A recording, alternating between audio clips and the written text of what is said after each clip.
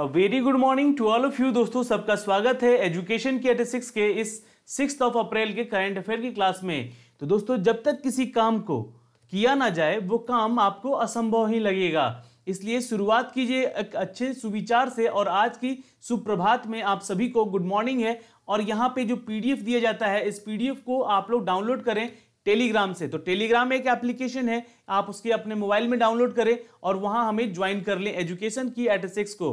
दोस्तों, अगर आपने चैनल को सब्सक्राइब नहीं किया है तो सब्सक्राइब करें इस बेल के आइकन को दबा के, ताकि हर वीडियो का नोटिफिकेशन आप तक सबसे पहले जा सके।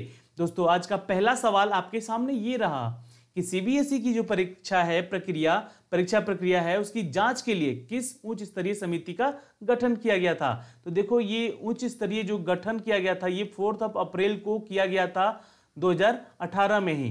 ठीक है, क्यों किया गया था और इस कमेटी का नाम क्या है? तो इसका कमेटी का नाम है it's a Binay seal O'Brien committee. अब इसका गठन क्यों किया गया था? क्योंकि जो क्लास 10th और 12th का जितना भी इंटायर सिस्टम कंडक्टिंग इसका जो प्रोसेस होता था उसको कौन हैंडल करता था? तो सीबीएसई। अब उसको बिनय सील ओब्राय कमेटी के द्वारा इसको हैंडल और टैकल किया जाता है।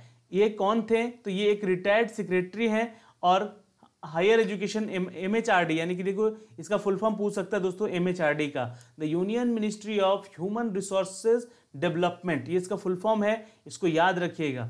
और ये इसके चेयरपर्सन बनाए गए हैं मिस्टर बिनय सील ओब्राय, जो कि 7 लोगों की ये कमेटी है। और इसमें हाई पावर कमेटी, इसका बहुत ही कह सकते हैं कि इसका जो वैल्यूएशन है, मतलब इसका जो पावर है, ये पूरे ऑल ओवर इंडिया के सीबीएसई पैटर्न को फॉलो करेगा। सीबीएसई इसका पैटर्न फॉलो करेगा, जो भी यहाँ से निर्णय लिया जाएगा।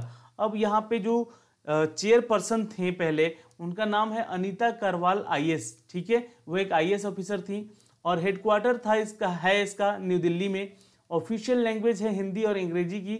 और फॉर्मेशन जो हुआ था ये 3 नवंबर 1962 को ये बना था सीबीएसई।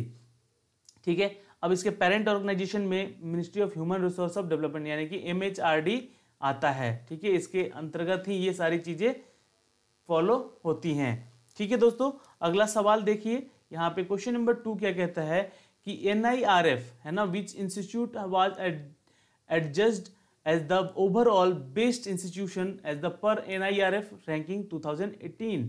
तो ये भी क्वेश्चन इंपॉर्टेंट है।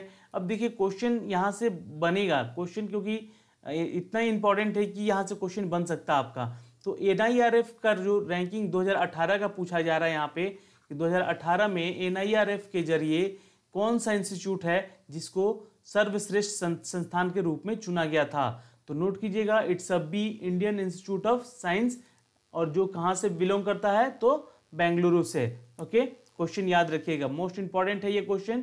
और देखिए इससे रिलेटेड कुछ यहाँ पे टॉपिक हैं जो कि ये 3 अप्रैल 2018 को रिलीज किया गया था एनआईआरएफ के जरिए एक रैंकिंग को। और इस रैंकिंग में जो Indian Institute of science Bengaluru को सबसे टॉप पे रखा गया था। सेकेंड रैंक पे कौन रखा गया था? तो आईआईटी मद्रास था। आईआईटी बॉम्बे जो था वो 3rd रैंक पे था, और आईआईटी जो दिल्ली था वो 4th रैंक पे था, और खड़गपुर को यहाँ पे 5वें रैंक पे रखा गया था। अब देखो यहाँ से एनआईआरएफ का जो फुल फॉर्म पूछ सकता है आपसे, the national institutional ranking framework is the full form. ठीक है, चलिए तो इतना याद रखिएगा, क्वेश्चन बन सकता है आपका। और ये भी एमएचआरडी है ना, मिनिस्ट्री ऑफ ह्यूमन रिसोर्सेज के तहत ये काम करता है, गवर्नमेंट ऑफ इंडिया के तहत। ओके, अगला सवाल कहता है कि रोजमेरी डिकार्लो संयुक्त राष्ट्र राजनीतिक मामलों में कमान संभालने वाली पहली महिला बनी है, वो किस देश से बिलोंग करती हैं? तो Rosemary DiCarlo become the first women head UN political affair, she belongs to which country? तो आंसर नोट कीजिएगा, it's a C, United State of America.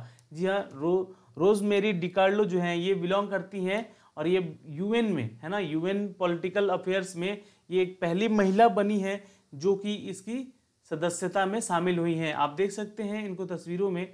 और इनसे पहले थे मिस्टर जेफरी फ्लेटमैन। ठीक है, इनसे पहले जो थे यूएन में यहाँ पे एक यूएस डिप्लोमेट हैं ये भी, और ये इनसे पहले यहाँ पे यूएन में एक हाई प्रोफाइल पोजीशन पे थे, और इनको इन्होंने रिप्लेस किया है कौन? तो रोजमेरी डिकार्लो, जो कि एक यूएस डिप्लोमेट हैं, और ये अभी फिलहाल बनाई गई हैं यहाँ की first women head is this position, she succeeded the Jeffrey Feltman, इनको हटाकर। ओके, अगला सवाल देखें।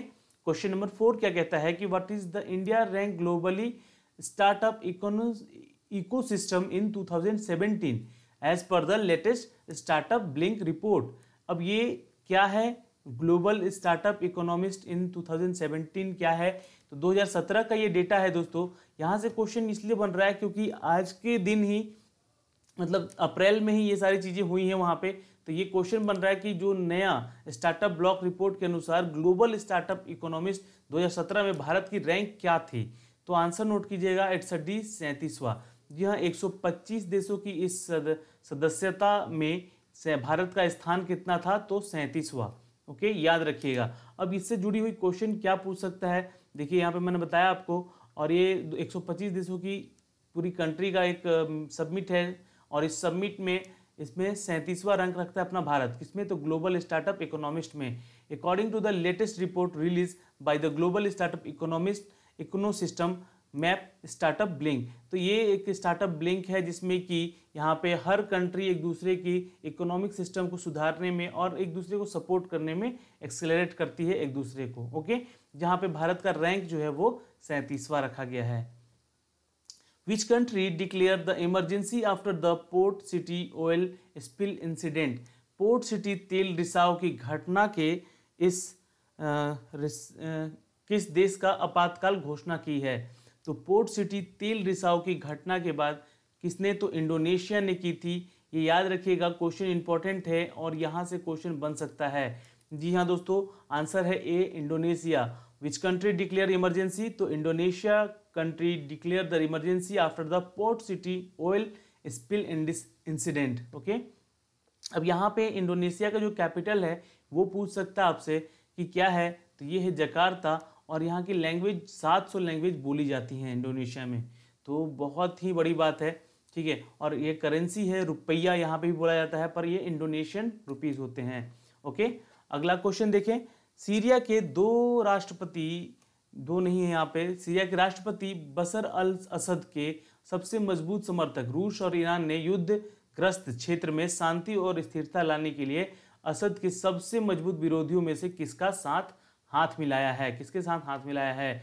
तो बशर अल असद जो हैं ये किसके राष्ट्रपति हैं दोस्तों, तो सीरिया के। तो देखो यहाँ पे आंसर है डी, टर्की। ठीक है, टर्की के साथ इन्होंने हाथ मिलाया है, और जो कि रूस और ईरान के युद्धग्रस्त क्षेत्र के शांति और स्थिरता लाने के लिए असद ने ये सबसे बड़ा फैसला लिया था, और इसमें इन्होंने सपोर्ट किया है किसको, तो टर्की से हाथ मिला के। अब यहाँ से तीनों कंट्री के बारे में थोड़ा सा जानकारी ले लो, क्योंकि टर्की का कैपिटल पूछेगा अगर, तो अंकारा है, करेंसी है टर्की लीरा।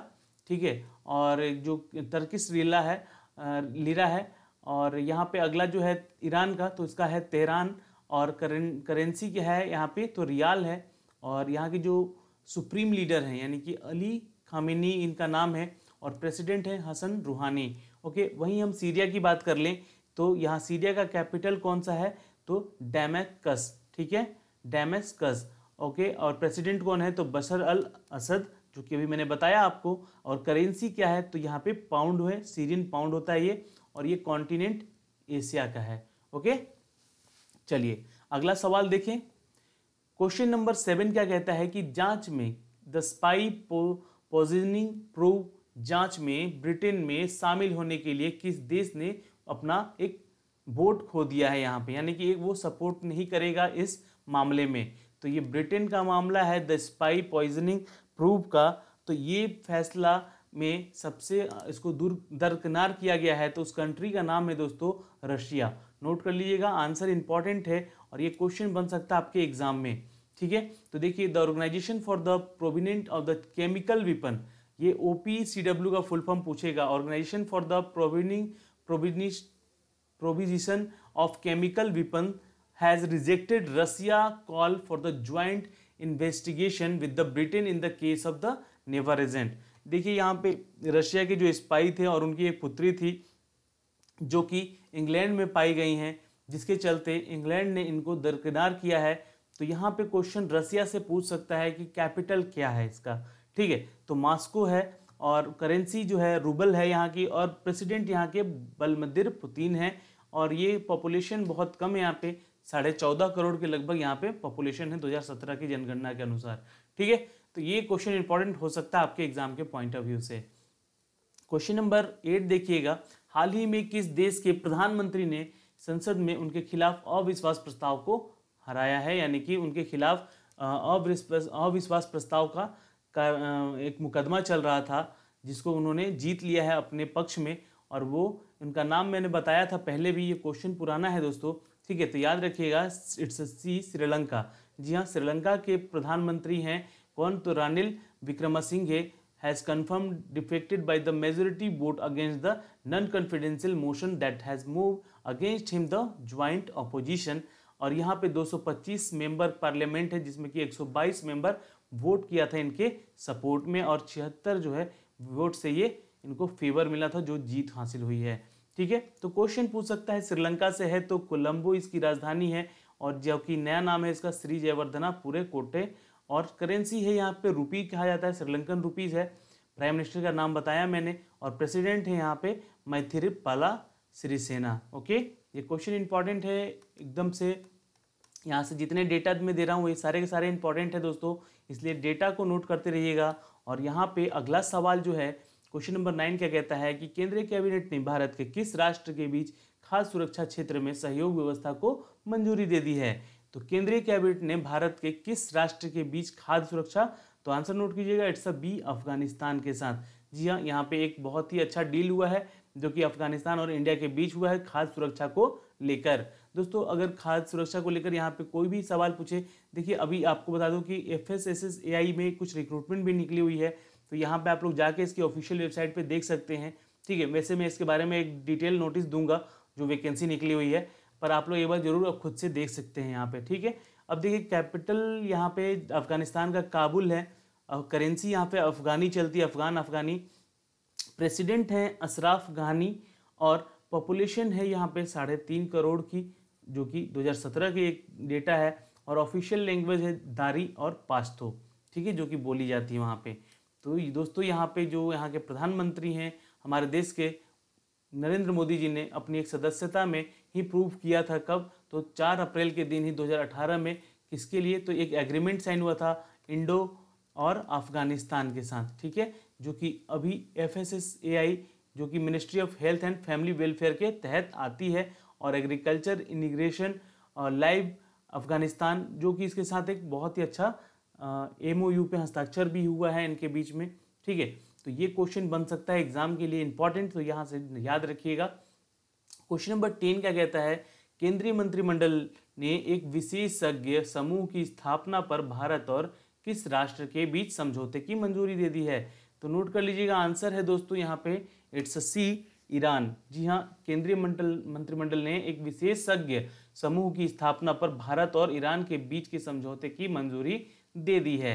ओके, तो यहाँ पे ईरान से रिलेटेड है, देखो क्वेश्चन बन सकता है आपके कि इसका कैपिटल पूछ सकता है, तो तेहरान है, और ये ईरानियन रियल कहते हैं इसको, जो करेंसी है यहाँ की। और अली खमेनी जो है यहाँ के सुप्रीम लीडर हैं, और हसन रूहानी जो है कि यहाँ के प्रेसिडेंट हैं। तो दोस्तों नरेंद्र मोदी ने 4 अप्रैल को यहाँ पे एक सिग्नेचर किया था पिछले साल ही 2018 में, और ये किसके किसके बीच हुआ था, तो इंडिया और ईरान के बीच में हुआ था। Establishment on the expert group of the trade remedy measure to the promote the cooperation in the area of the mutual interest. तो म्यूचुअल इंटरेस्ट को प्रमोट करने के लिए यहाँ पे भारत और ईरान के बीच में एक समझौता हुआ था 4 अप्रैल 2018 को ही, तो उसके रिगार्डिंग ये क्वेश्चन यहाँ पे पूछा गया है।